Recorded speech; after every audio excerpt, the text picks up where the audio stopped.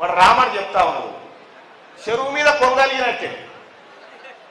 మీకు ఒక కథ చెప్తా ఈనోడు జర.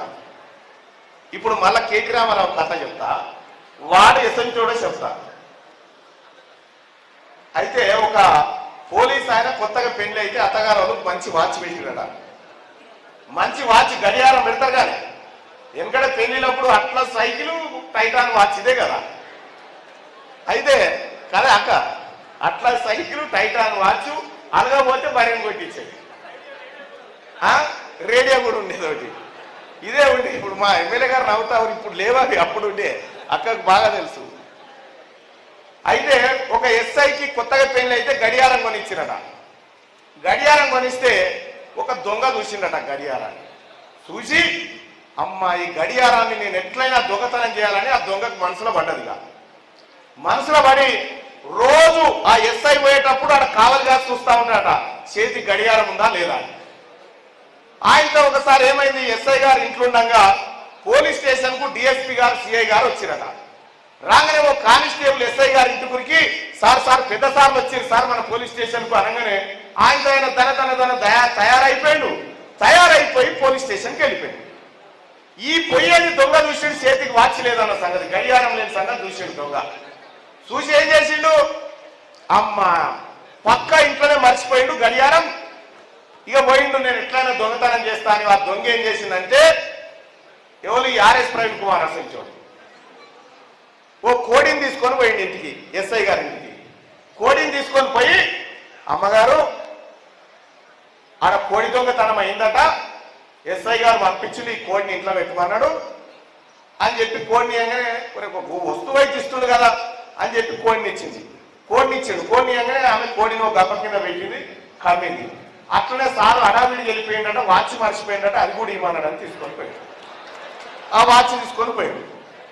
వాచ్ అటే వాచ్ పోయింది, అన్ని పోయినాయి. ఇక ఏమైంది, ఆయన ఎస్ఐ గారింటికి వచ్చిండు.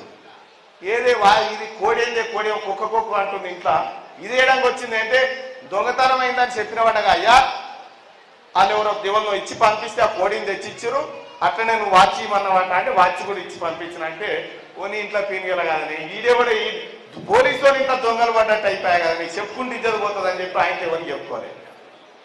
మళ్ళా దొంగోడు ఏం చేసిండు, కోడి పిల్ల వాగారం మళ్ళా కోడి పిల్లని తెచ్చుకుందామని ఆయనతో ఈ ఓ పోలీస్ ఆయన వేసుకొని మళ్ళా ఎస్ఐ ఇంటికి పోయిండు.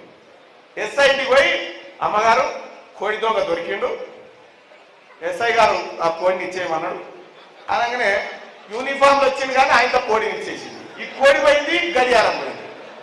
ఈ దయాకర్ రావు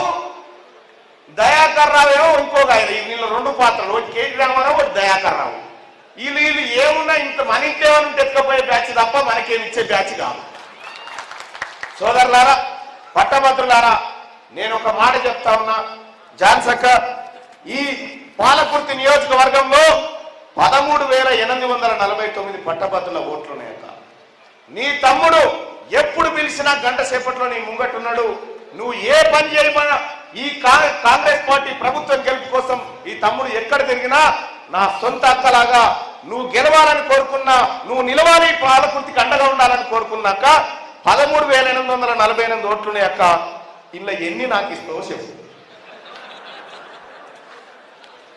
ఇక్కడ మా సభ వచ్చిన అందరినీ చూస్తుంటే 10,000 పడేటట్లే ఉందండి. మీరు చెప్తే 10,000 ఈజీగా వేస్తారు.